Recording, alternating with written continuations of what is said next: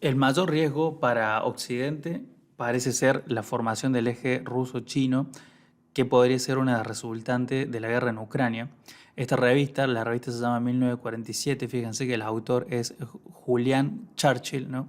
Dice, ¿cómo ganar en Ucrania sin crear el eje ruso-chino? El sacrificio ucraniano hasta dónde llegará es lo primero que se pregunta en el artículo. Dice, hay un dilema terrible en el apoyo de Occidente a Ucrania. Proporcione suficiente apoyo a Kiev para infligir costos severos al presidente ruso Vladimir Putin, pero si no logra derrocarlo, caerá en una alianza desesperada con China. Buscará poner fin a la guerra en Ucrania otorgando concesiones a Moscú. Putin aprenderá sus lecciones y consolidará su control sobre Rusia, se rearmará y finalmente reafirmará el poder ruso nuevamente en Europa del Este o en el extranjero. En ambos casos, Rusia perderá la democracia. El problema se va agravando por el hecho de que Ucrania en algún momento se negará a ser instrumento de Occidente y buscará recuperar territorio que arruinará las negociaciones de un alto el fuego. Además, es extremadamente difícil calibrar el apoyo militar preciso a Kiev y las sanciones a Rusia para producir el resultado deseado.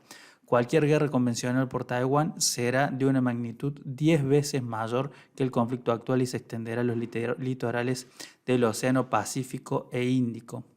Es decir, ¿no? En esta especie de guerra fría que estamos viviendo, los que están poniendo las personas que van cayendo en el conflicto son los ucranianos.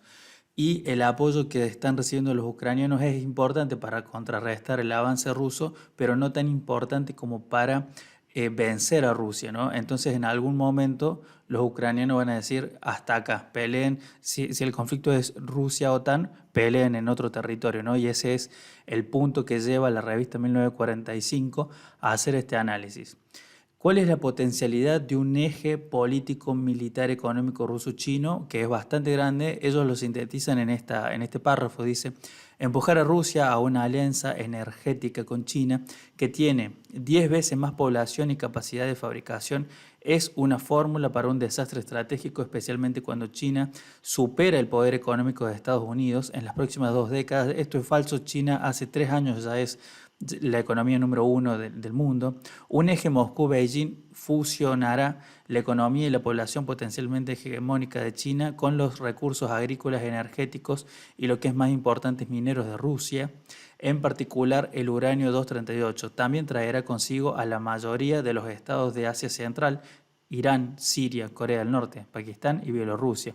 Desesperados por mantener su influencia en Europa y solo capaz de operar comercialmente dentro de la esfera china debido a las sanciones, Moscú podría optar por hacer concesiones territoriales a China, particularmente en la región de Amur, en el lejano oriente, o proporcionar bases en el Ártico, que representaría una amenaza directa para la seguridad de América del Norte. Yo creo que las concesiones de tierra por parte de Rusia y China no están en el plano de análisis de nadie, pero sí una alianza militar que le dé a China la presencia que tiene Rusia en el mundo, ¿no? Y la capacidad nuclear que tiene Rusia. Eso creo que es el mayor riesgo que está analizando Occidente, ¿no? ¿Cuál es la primera solución que propone este artículo? Dice, es infligir una derrota militar decisiva a Rusia, implica la expulsión de Ucrania, o sea, de los rusos de Ucrania, y la persecución en territorio ruso. Es muy probable que produzca una escalada continua de armas tácticas a armas nucleares de teatro.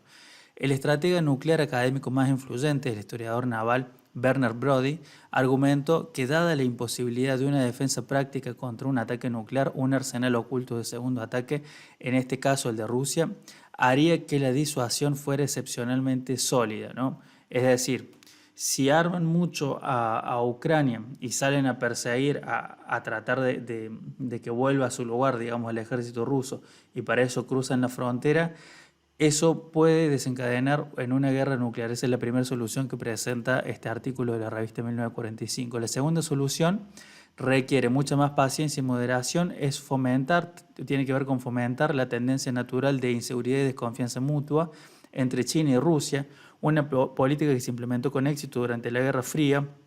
Yo creo que eso podría ser, pero no en el momento donde hay dos cerebros tan importantes como el de Xi Jinping y el de Vladimir Putin adentro de estas naciones, ¿no? Esa ruptura del eje no va a pasar porque de hecho están trabajando la Unión a través, no solo en forma directa del bloque ruso-chino, sino a través de los BRICS están brindando que esa unión puede dar soluciones a otras naciones del mundo, ¿no? Con esa idea de tratar de lograr la desconfianza entre los dos países más importantes en esta zona del planeta, Rusia y China, hablan de la teoría del equilibrio de poder, que predice que los estados llegarían a temer a los estados más cercanos a ellos, que en el caso de Rusia y China son entre sí, es decir, Rusia teme a China y China a Rusia. Yo creo que eso hoy no es así, pero esta es la postura del artículo. Dada su frontera excepcionalmente larga, además el profesor de la Universidad de Harvard, Stephen Walt, ha argumentado que los estados también consideran la historia pasada como una guía de intenciones, y esto a menudo explica por qué algunos alineamientos se componen de coaliciones innecesariamente abrumadoras contra estados particularmente agresivos como el Japón imperial o el Irak de Saddam Hussein. En el contexto de las relaciones chino-soviéticas, la desconfianza comenzó en la década de 1930, cuando el líder soviético Joseph Stalin ayudó a Kuomintang, los enemigos de los comunistas de Mao Zedong, más efectivos, en un intento desesperado de contrarrestar a los japoneses imperiales que entonces invadían China. En 1954 y 1958, durante las respectivas crisis del estrecho de Taiwán, el líder soviético Nikita Khrushchev se negó a proporcionar a Beijing un paraguas nuclear ofensivo, lo que provocó una división ideológica en la cumbre posterior de 1959. Después de años de disputas menores, en 1969, alimentados por el radicalismo de la Revolución Cultural, China provocó un conflicto fronterizo con los soviéticos en 3 puntos a lo largo de su frontera del lejano Oriente y Asia Central. ¿Qué propone finalmente el artículo, ¿no? O sea, el punto principal es evitar formar el eje o consolidar, pues yo creo que el eje ya está formado, consolidar el eje ruso-chino, ¿no? Propone básicamente entregar Ucrania del Este sin costos políticos para Rusia. En términos prácticos, esto significa buscar un fin negociado y públicamente desagradable de las hostilidades que no busque desplazar a los siloquivi del poder. Esto significaría comprometerse con la política de infligir costos a las fuerzas rusas, abandonar la reconquista ucraniana de Donetsk, Lugansk y Crimea, no buscar reparaciones de guerras, no exigir a Rusia que entregue a los criminales de guerra y retirar las sanciones, ¿no? Es decir, fijan la posición de entregar el este y Crimea, no discutir nada, no infligir costos para Rusia. ¿Por qué? Porque las dos opciones que ven, una genera una escalada nuclear y la otra provoca la consolidación del eje ruso-chino. Yo creo que hay otras soluciones, que después lo vamos a ver en otro video, búsquenlo cuando lo publique en unos días, que es mi diferencia respecto del pensamiento de Henry Kissinger. Bueno, espero que les haya gustado.